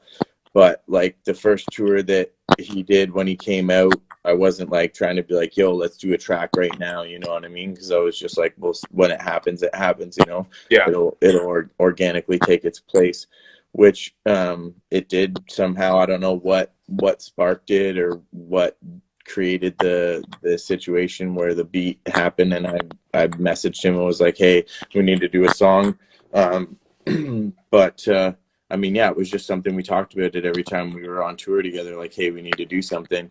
And then finally we did it. And then when I was on tour, I shot some scenes with him in Red Deer, and we performed it at one of the shows there, the Mocha Only show, I think it was, in Red Deer, which is dope. Like, Merc's always one of the dope dudes to just like come out to any show no matter what and show support and love. Like anybody who's coming through the city, he always comes through and show support, which is, you know, big of him, especially like for the smaller shows. Like, you know, it could be a small 50 to 100 person show and Merc's gonna show up and just show his support, you know what I mean, which is dope. So yeah, he came through and did his thing, and that's when he was just starting to kind of like get popping with doing a few different remixes that were starting to go a little bit viral. And then, you know, he's obviously grown to massively huge potential now. Like he's and continually still growing. Like he's gonna be one of the biggest artists that our country has ever seen for sure. In the next 5 years, it's crazy to think where he'll be at. So he just released a new song today too with the homie Evil Ebenezer. So go and check that out. It's called "With You." I bumped that a bunch of times today. And yeah, I mean he's a dope dude. So yeah, much love and respect to him. And you know, we stay in touch. I've hit him up a few times and he's hit me up, and you know, I appreciate that he still stays in touch with everybody that's, you know, that are people that started with him, you know what I mean? Like he doesn't get big and then just like forget about everybody. He gets big and wants to help bring everybody with him. Yeah. Especially with like Evil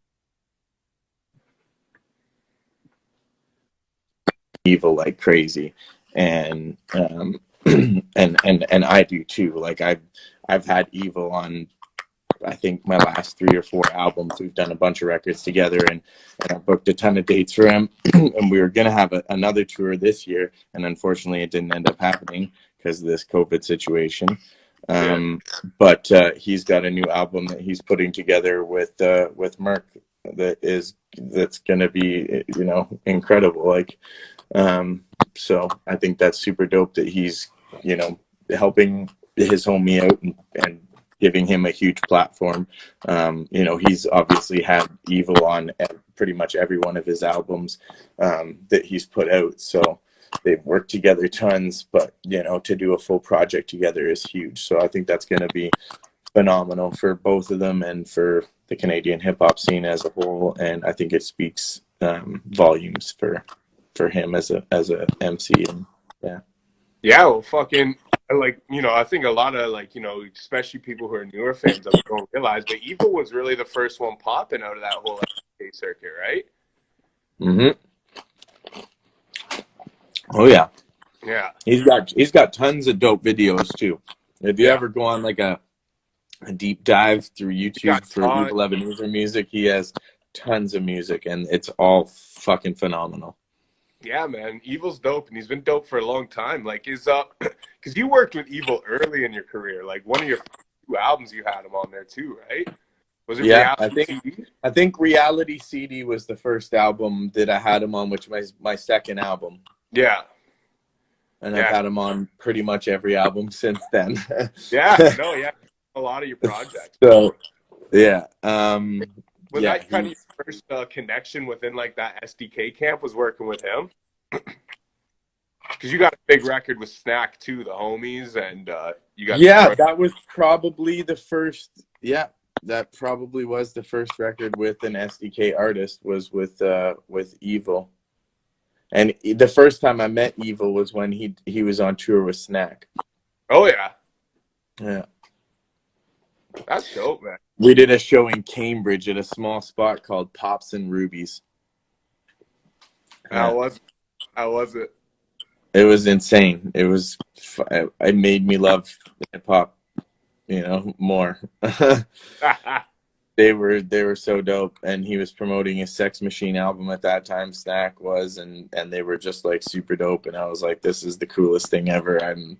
I'm fucking addicted. It was one of the first shows that I like threw or was a part of, like helping to book. And yeah, after that, I was like, I need to do this all the time. Wow, man, that's so cool, man. Just like to be able to be there and like really watch like their explosion, because you know, Evil was the first one kind of big in their circle. Then Snack was really popping for a while. Now Merc is just taking it to a whole new level. It reminds me of like Lil Wayne and then Drake. You know what I mean? Like in that kind of sense, you know what I mean? But it's like just to see the growth, and like for you to you know, working with these guys all this time. You know what I mean? And you know, before some, you know, like just it's got to be cool just to really, you know, see it from the inside. I can just see the growth in it. You know what I mean? That's dope. It's crazy, man. It's crazy to be a part of it. It's crazy to see everybody grow every single year, releasing new projects. You know, get inspired to step outside of the box and and explore new styles of music. And yeah, I'm super stoked for the future for everybody. Like the more, like, that's the biggest thing is in the industry, man. And a lot of artists have an issue with this, is they think that this pie is so small. They think that they can't blow up and their friends blow up. You know what I mean? They think that there's only so many fans out there that can buy music, and if they're not buying their music, then you know they're They're losing money, kind they're losing money. So and this is a really bad mentality to have. I think the most successful camps are the ones that work together, and artists that collaborate frequently and work with other camps, and bring a family aspect into it, and build each other up and support each other. And you would be surprised, even just in the music scene of just, well, I mean, you've seen it and have been a part of it, but at a show, think about a hip hop show, a typical hip hop show, when artists come on and off the stage. And because I see this a lot, so I pay attention to it. How they interact with each other, you know, in hip hop, people don't want to give props to the next guy much. They're not like, oh, yo, you slayed that performance, man. Good fucking job. You know what I yeah, mean? When was the last time you heard that from a fellow artist after you stepped off the stage? It's very rare. You know what I mean? From your close homies, you're going to get that. And from the fans, I you'll find, get your fans will be like, bro, you slayed that. That was amazing. But from artists that are on the yeah, show, it's very rare that you're going to get those kinds of props, because artists feel like they can't be fans of another artist. And I heard even Pat Stay was talking about this in an interview that he was doing for battle rap and stuff, where it was just like, you know, artists don't want to show that they're fans of other artists because it might come back and bite them in the ass in a battle rap or whatever down the line. yeah, You know what I mean? And there's not much camaraderie and love between artists yeah, and these. And I want to really try to support or and empower artists to want to do that more, to want to, when your homies come off stage, tell them like, bro, that was awesome. That was yeah, amazing performance. These are some things you could work on, especially if you're at a higher level than them. Give them some pointers, give them some tips to improve how to work the crowd better, how to gauge the situation, but always show some props and show some respect for the other artists. It's not something that happens a lot in our industry. that's true, man. That is very true. A lot artists are they're scared to be vulnerable, and they also, yeah, it's like there's this thing like where a lot of them are like, I don't I don't know if it's exactly how you said it or if it's a bit of both that and this, but like it's like it's either like they feel like only so many people like the music, like what you said, or they're just so fucking self-absorbed that they can't, like, they think they're so much better than everyone else that they can't see someone else get props. You know what I mean?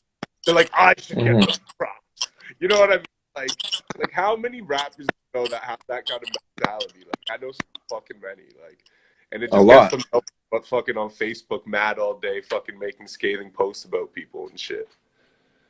It's like, A lot of people get trapped in that. yeah, Yeah. it's fucking, But, it's sad, I man. mean, and jealousy too, right? Jealousy. It's like looking at another artist and being like, wow, they're so good, like, and being jealous instead of looking at that artist and being like, wow, you're so good. You know, what can I learn from this? Or, Yeah. you know, what can I take from this? And, you know, yeah. Well, like fuck, man. And even like you got the one of your videos, work more. Oh, that kind of speaks to that, like, you know, kind of that mentality. Like the whole chorus of that song is kind of speaking to that kind of mentality. Like you want to get where I'm at, you got to work more. You know what I mean? Like Mm-hmm. one of my favorite sayings. I know it's something you said to us on tour, and you know, it's always kind of stuck with me. But you know, work beats talent when talent doesn't work hard. You know, and that's just facts. You know what I mean? That's facts. Yeah, 100%. I think a lot of people underestimate the fact that if you just put yourself and apply yourself to something for a long amount of time, put in your 10,000 hours, you there's, it's undeniable you're going to get really fucking good at it.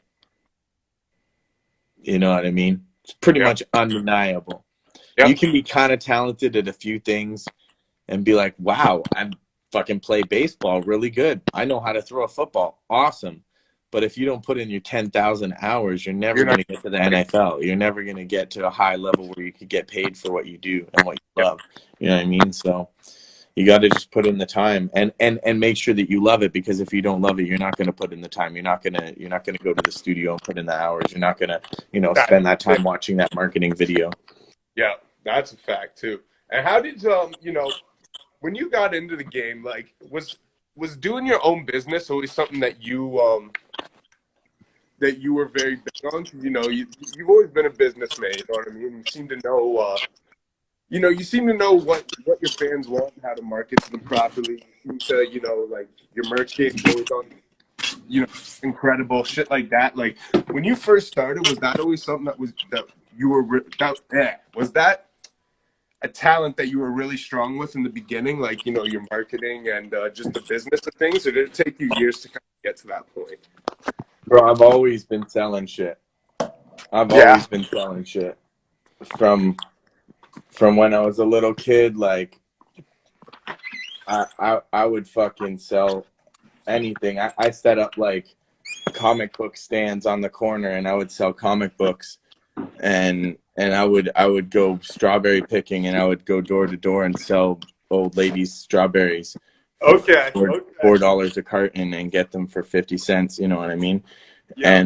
And I was always about trying to figure out how to hustle and make money and make it my own money. You know what I mean? So I think that's something that just like I've always wanted to be an entrepreneur. I've always really liked the idea of having control of my destiny and Yeah. my future by the work I put in. And I don't want, like, I've worked a lot of jobs and I've got fired from almost every single one of them.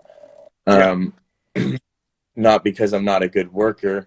I work hard when I'm there, but my mind the whole time was distracted on like doing music and wanting to, Yeah. have this as my life. So, I mean, I couldn't really do that shit for too long. So thankful to all the fans and everybody who supports me and cops merch and buys tickets to shows when I can tour, and because that shit allows me to be able to do this for a living.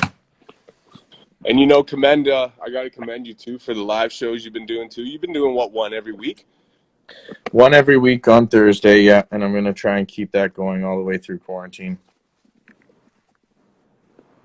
That's dope. That's really dope, man.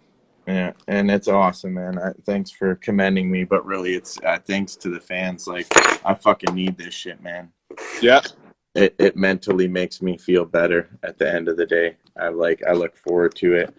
I look forward to doing the show, interacting with the fans during the show. I look forward to doing the meet and greets after the show. I do a lot of meet and greets with anyone who buys stuff on the merch site, just do Yeah. one-on-one conversations with them, and it's just like, it's uplifting for me. It keeps me fired up, man. It's like, it's crazy how fun it is to now. At first I was like, this is kind of weird performing to a phone, but after doing it a few times, it's I've really grown to enjoy it, and I look forward to it. So this Thursday, live on my Facebook,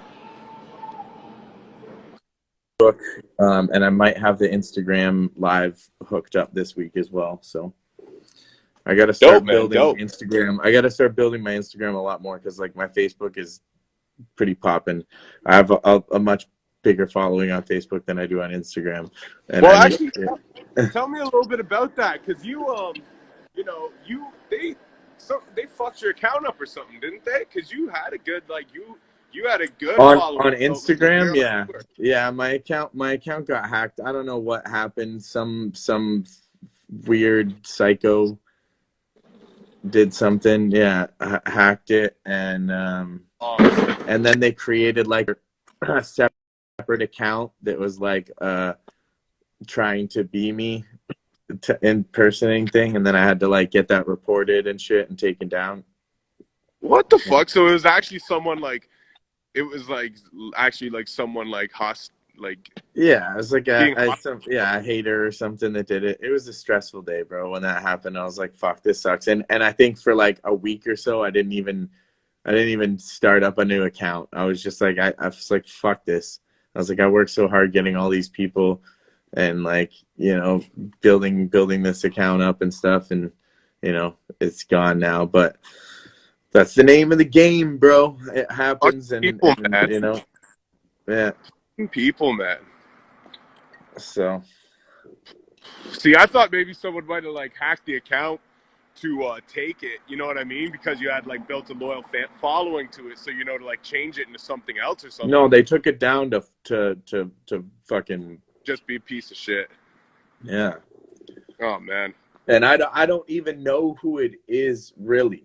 Like, yeah, I don't know who it is. You got like a couple ideas maybe, but no idea who actually, because you can't. Not really. Even, bro. I don't even have a couple ideas like that. Well, I don't know. There's some people that like kind of hate on me, and like I see them post things every now and then. I'm like, okay, like you're obviously just you don't like me. Okay, cool. Yeah. So I mean, it could be any number of those people that are a hater and don't wanna see me succeed. You know what I mean? But yeah. We're still here, man. We still grinding. We still dropping albums. They're still doing better than any of the haters that I know of. So. Talk your shit, bro. Talk your shit. You're laughing, man. You're too humble sometimes, bro. Sometimes you gotta just cook on motherfuckers and let them know. I don't really. I'm not about that life, man. I don't really care about what other people are doing. I'm really focused on my shit and my grind. I really don't care. I really don't care what other people are, like I said. I see a few things here and there, but you know me, man. When was the last time you ever see me respond to a hater comment in a negative way, or like blast somebody on my page like, "Yo, fuck this guy," and da da da da da da da? Like, not my style at all. Not at all. No, that's why never has, never will be. That's why when like people are like, you know, fucking say shit about you, I'm just like, you guys clearly don't know Robbie then. You know what I mean? Like it shows, because like you're not the type of person it'd be easy to dislike. You know what I mean? Like I mean, success pisses people off. That's it. That's it though. That's it. Success pisses people off who have not been able to attain it, especially people who see you do it and think that it's easy. They're like, how the fuck is he doing this? How is he at this point? How is he doing this? There must be because of this, or must because of that, must be tricks involved. It's like a lot of hard work, a lot of dedication, and a lot of willpower, a lot of like just putting my mind to something and then just going after it until it's done. Yeah. Well, like a lot of people don't even realize, but you're not the type, like with all the touring, all the shows you do, you know, a lot of artists party every night. You don't. You go there and you treat it like a business. Like when we're on tour, I think there was one night where you kind of let loose, and it was like further into the tour, and I think it was the karaoke night, you know what I mean, where they kind of fucked our booking up, and it was like a split thing. I think that was the one night where you actually were like, yeah, I'll have a few drinks, fuck it. You know what I mean? But yeah, but it's never like, it's never to a point where I'm obliterated and I don't know what's going on, or I'm fucking up till 5, 6 in the morning and can't get up the next day to function. Like you know what I mean? So I got a little twisted last night though. We had a quarantine party. It was pretty lit. Attaboy, Robbie. Very rare though. You know, doesn't happen very much. No, man, but you know, it's like that's the willpower you speak of, though. You know what I mean? Like, even if drinking's never been your thing, it takes a lot of willpower to go out all the nights you do a year, do that kind of shit, and not, you know, fucking kick back and just fucking party it up. You know what I mean? Like, that takes a lot of willpower, bro. Yeah, man, you gotta see me on tour, bro. I was lit half some nights at least. I know it's, I mean, it's to each their own, you know what I mean? I don't tell people what to do. You notice that too. I wasn't ever like, yo, you shouldn't do this. I was just like, you know where you're at. Yeah, you'll figure it out. These comments are hilarious. This Snoop says, keep going, love your music. Awesome guy, awesome that we had a video chat, made my night. Thank you, brother. And then Cameron here says, Robbie, if I sent you a video of me knocking myself out, could you put that at the start of your next music video?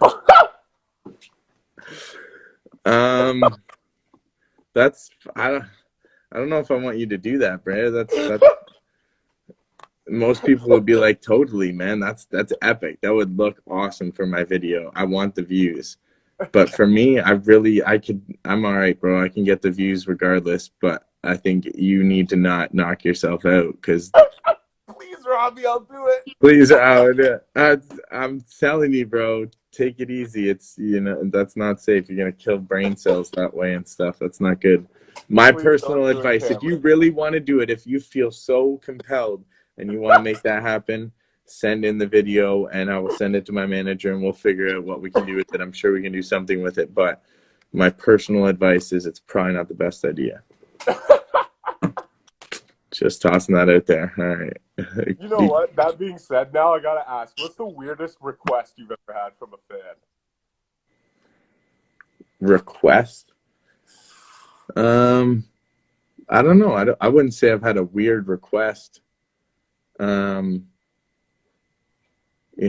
not anything like super out of the ordinary where I was just like, what the fuck? You know what I mean? Like, no. The people, my fans are pretty cool. My fans are all like super dope. Like everybody, yeah. Like how many do you got that got your name tatted on them now? You're at like 3 last time I seen, I think, or something like that.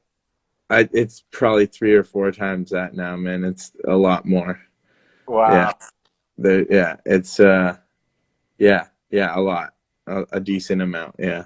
I lost count, but I think it's incredible. I think, and like not even just my name, but like logos of shirts and shit. Somebody got the "fuck fake friends" tattooed on them. Somebody got the bongs, the one with the Element bong T-shirt, tattooed on them. And what's super cool, what's happening right now? This is insane, bro. I got these super hardcore dedicated fans up in Northern Ontario. They live in Timmins, and they've I think all of them have my name tattooed on them.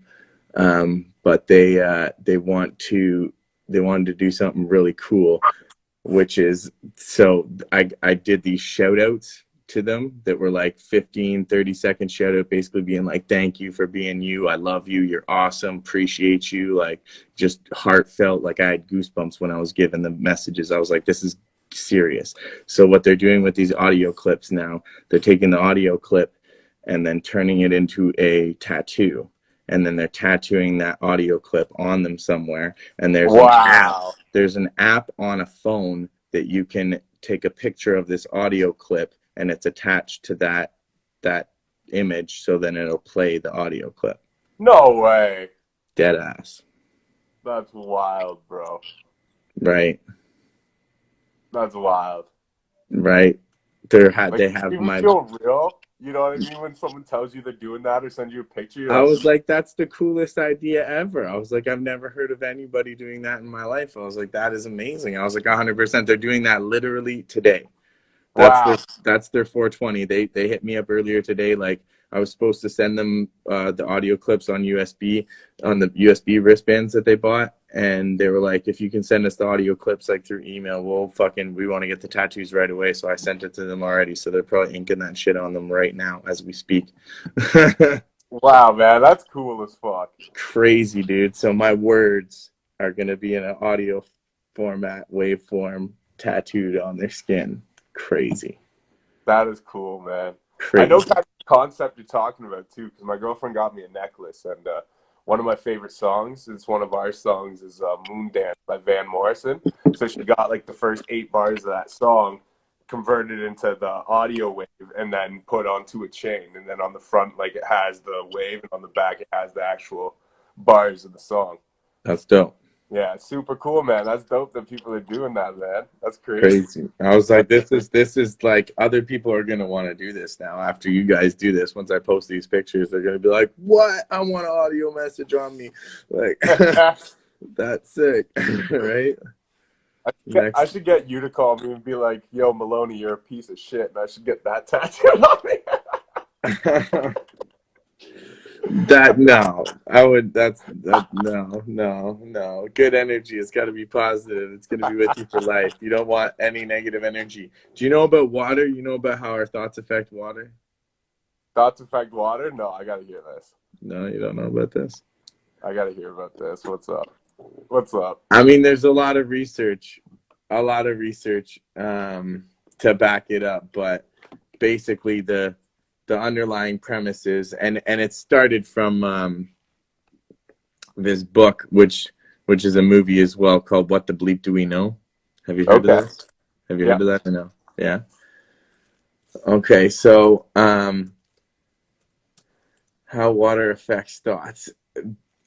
Basically, they did some experiments.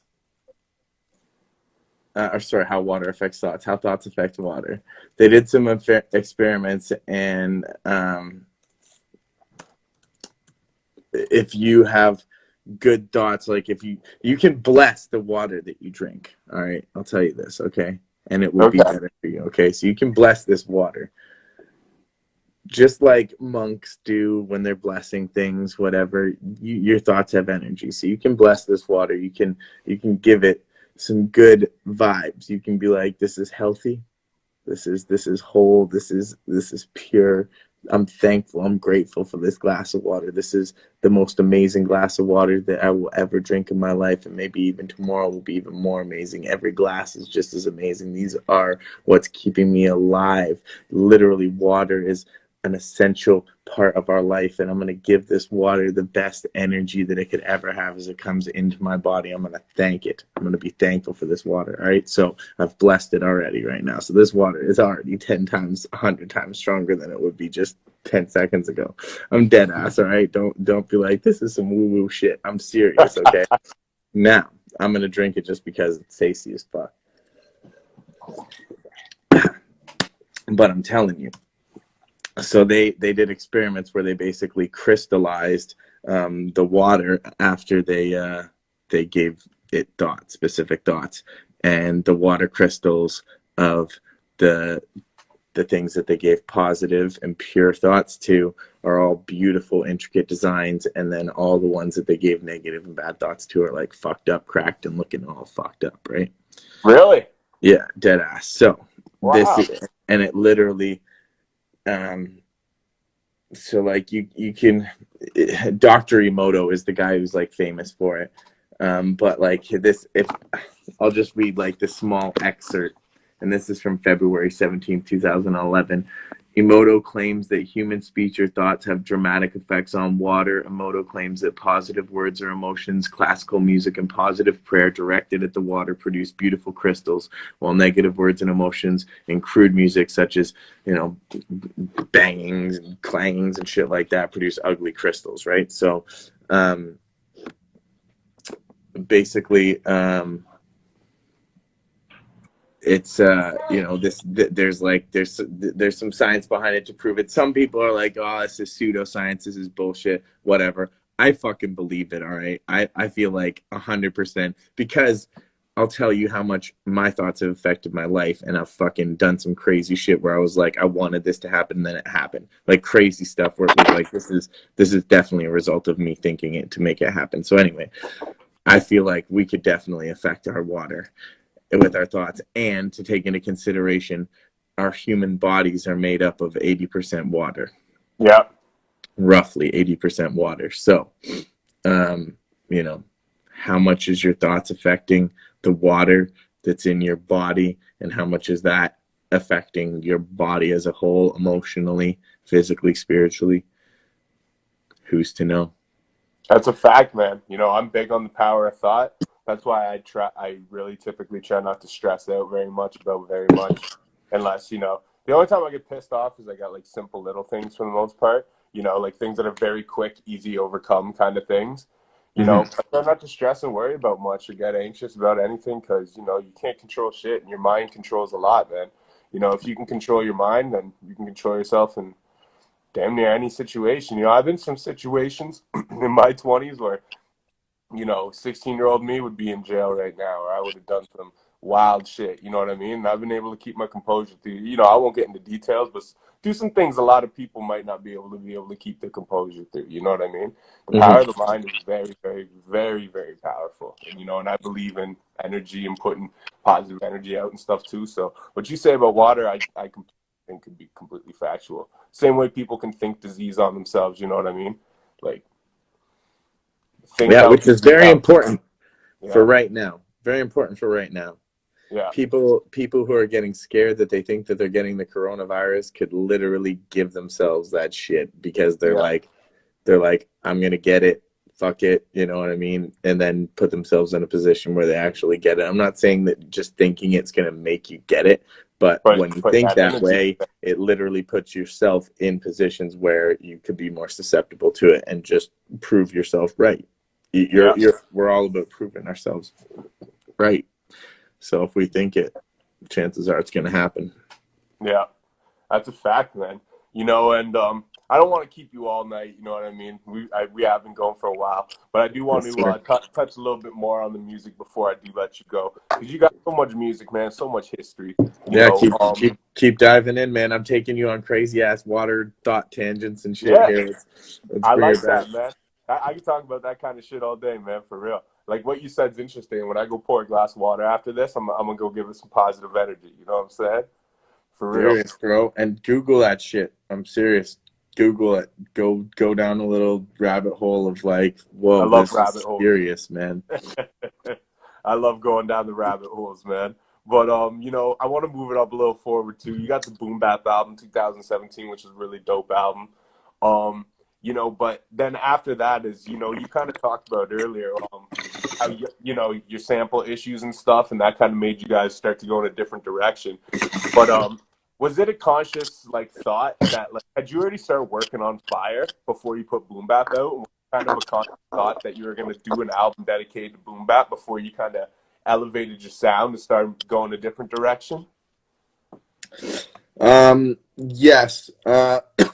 The reason that I made Boom Bap was because obviously, as you know, DJ Premier is my favorite producer of all time. Yeah, And Guru, RIP, you know, one of my favorite artists of all time. And together, you know, their group, Gangstar, legendary, and they've influenced a lot of what I do.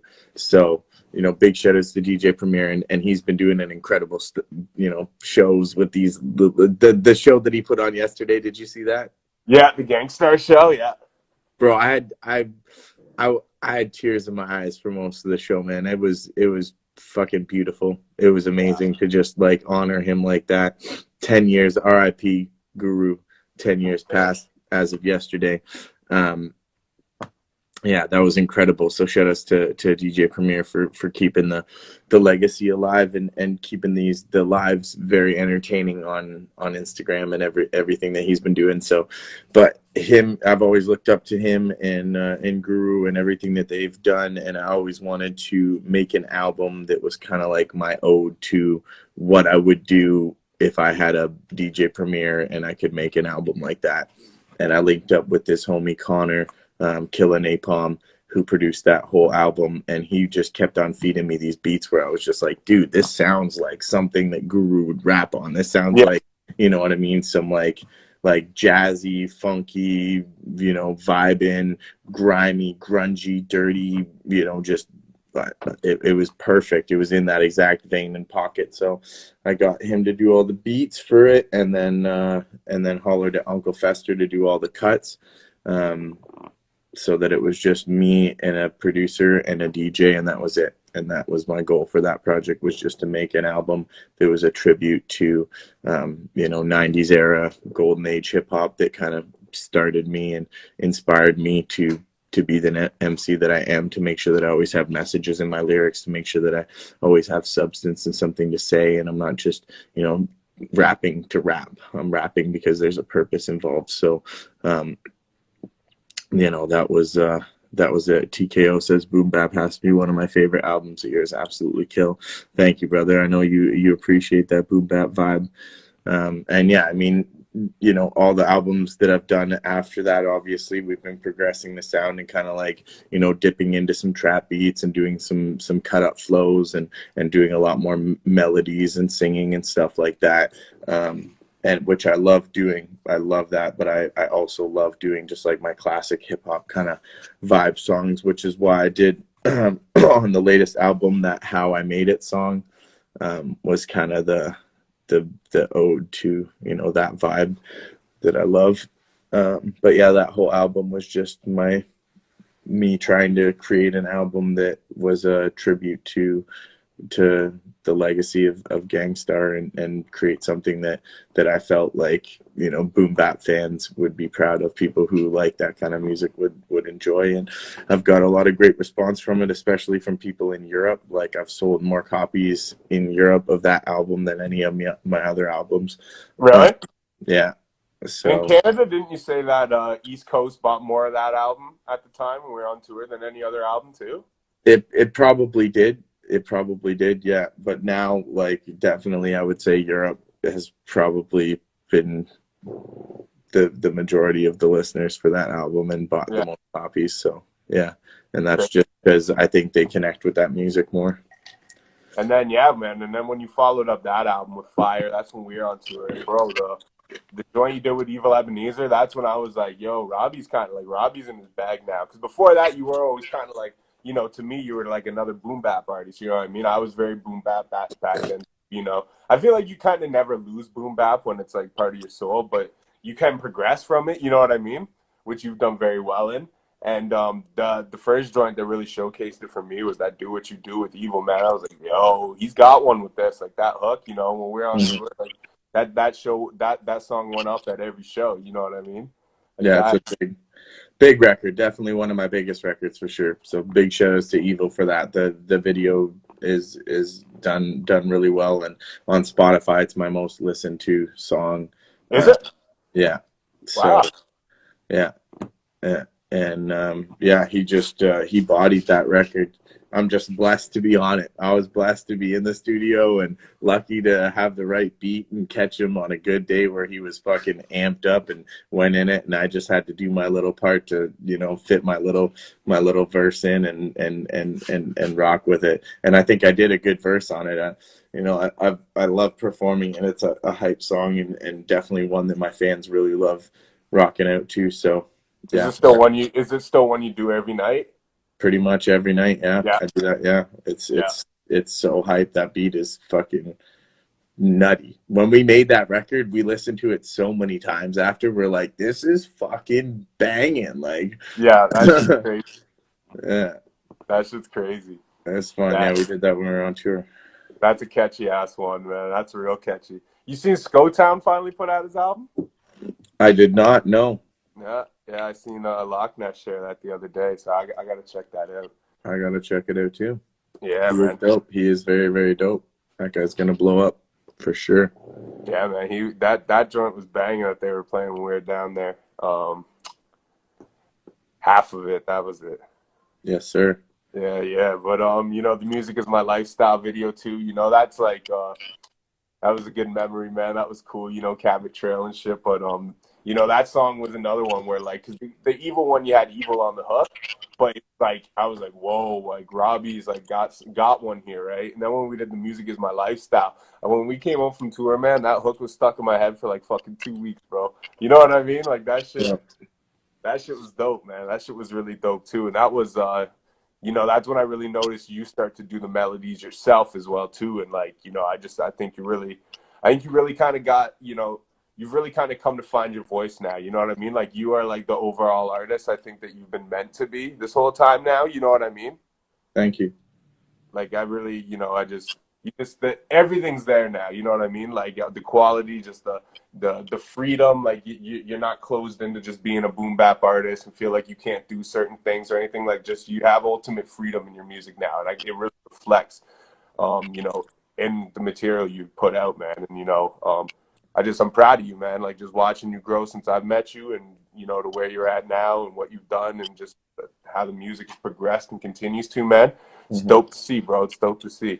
Thank you. Thank you. The one point I will make on that as far as like progressing from just making, boom bap records to, the records that I'm doing now, where they're a lot more melodic and, just bigger sounding beats, is that a lot of artists get stuck in a box where they feel like they can't make that kind of music. And I feel for the artists that get stuck in that box and don't know how to get out of it. And also for the artists that have created an entire brand off a certain sound, and now the only sound they can make is that sound. Yeah. And they're in that pocket for the rest of their lives. You know what I mean? Like, you can't see J. Rue the Damager making a record that's like poppy, you know Yeah. what I mean? Like, or even like, in a vein of like a trap type record. I don't know. I haven't really followed much of his new stuff, and I don't know why I'm like just mentioning him specifically, but like he has a real No, it's just boom the bap idea. old school sound. You know what I mean? Is like, Yeah. it's hard to see him crossing over into that new world. Some artists have been able to, but the majority of them are really stuck in this box, and they can be successful like that. Like, J. Rue can tour his fucking ass off doing his old catalog and doing same boom bap kind of style of music that he's been doing forever, and a lot of those cats can. But I mean, I feel like, um, some of them, and just from personal experience talking to different artists, like, some of these artists want to get out of that box. They're scared to. They're scared of what their fans will think if they drop a song where they're singing on it, or they're talking about a girl, you know what I Yeah. mean? And they're just like, oh my God, like, my fans are going to think that I sold out and that I'm a little bitch or something like that, And I think that that's just such a bad mentality to have. Yes, we are, as artists, so, we answer to our fans. Our fans kind of guide us and tell us what we should make, and we listen to the industry and say, oh, this is the kind of music that we should make or whatever. But like, really, make whatever the fuck you want to make. Don't Yeah. care about what somebody else is going to think about it, or what the industry is going to think about it, or what some label is going to think about it. So many artists get boxed in, and it breaks my fucking heart, because they can make incredible music that like bends boundaries, bends genres, music that's like totally new and experimental, and they're afraid to release it and afraid to get it out because of the rejection, and feeling like people aren't going to like it, or that they're going to be like, no, you should only make this type of music. Like, just make whatever you want, and if people like it, they're gonna like it. If they don't like it, they're not gonna like it. And you just keep making music. Like, Yeah. don't be afraid of what people are gonna think about it. And that's the biggest thing. A lot of artists get stuck in that box of being afraid of what people are going to think about their music. And I'll tell you right now, the music that you release today is going to be nothing like the music that you release 10 years from now. So you better fucking release that music. Yeah. And eventually it's just going to keep on growing. Yeah. No, Yeah. that's a fact, man. And it's sad. It is sad to see when that happens to artists, because, that's exactly it. It's like, kind of goes to the point we were saying earlier, how when you just grab from that portal of that energy of creative energy, you know what I mean? Like the portal of creative energy, when you grab from it, it's like songs write themselves. And a lot of times those are the songs that artists that box themselves in, they might write, but they'll never put out because they're scared how their fans might receive them and shit. And a lot of times those are their best songs. When those songs that you're not trying to be overly this or categorize yourself in any certain way, just those songs that come to you freely. They could be very simple. They could be a lot of things, but a lot of times they end up being artists' best stuff. Like One Mic. Think about One Mic by Nas. Yeah. Even just like the way that his voice sounds on it, the beat, everything, like, it doesn't sound like it's supposed to be a big record, but because of what he says on it, the energy and the cadence and the pocket that he fit in there, it became like a massive record. Yeah. That's just one example. Yeah, it's a very unconventional record. Yeah, Yeah. that's my one random example. Yeah, no, that's a fact, man. That's a fact. There's tons of tracks in history, like the Rockwilder, Method Man and Redman. That Yeah, shit's unconventional as fuck for when it came out. It's just two meth verses, can no meth can chorus. get on any beat and just make it sound so good. Word, man. But you know, Redman too, but meth especially. they're going to boot us back off here in a few minutes. Yeah. So I do want to wrap it up properly so we don't just get cut off. And Yes, sir. you know, I'll let you get back to what you're doing. But so you do got the new album out, 2020 Visionary. I really like the joint with Dax. That came about when you guys were touring, right? Yeah. Yeah, that track came out really dope, man. You know, what was it like touring with Dax? He's sick. He's a great artist, great That MC, new great guy, energy. and great team. Super on point. His whole team was on point. I would book them again in a minute, and I loved working with them. So, yeah, Yo, they've been great. And even just the process of like they do everything by the book and professional. You know, the process of releasing the record with him. So he was great to work with. Awesome guy. I would definitely do more work with him in the future. He came in after the show, came into my studio, smashed out that verse like nothing. Like he was in the booth out within like 45 minutes to an hour. dope. So and that was awesome. So to get him a part of the album, and that song's doing really good on so far. So thanks to everybody who's been checking it out, retweeting it, sharing it, resharing it on their Instagram stories, all that stuff. Appreciate it. I know we got to wrap this up. There was somebody who asked on Facebook, what do you use for inspiration when you write out songs? Josh asked. So I will answer and say, I draw inspiration off of everyday life and off of people just like you, Josh. Hey, There. that's dope, man. You know, I love the album. You know, yeah, man, I'm just looking forward to continuously seeing what you put out, man. You consistently, you know, get better and better. I really like the joint with you and Dax a lot, though. I think you guys really complement each other's styles. I think that's a good collab. I would like to see you guys work again in the future, 100%. And you know, I look forward to sitting down once this Corona shit's over. You're up here. You know, we'll Yeah. sit down, have you come through the station. You know, do a good sit down interview too, because you know we've been trying to get this for a long time, man. You got a lot of history, but I think we touched on a good chunk of it at least. Yeah, man, you did. Awesome. Thank you so much. Much respects to you. Appreciate your time and energy. And Yes, sir. we'll keep it rocking, man. We'll link up soon.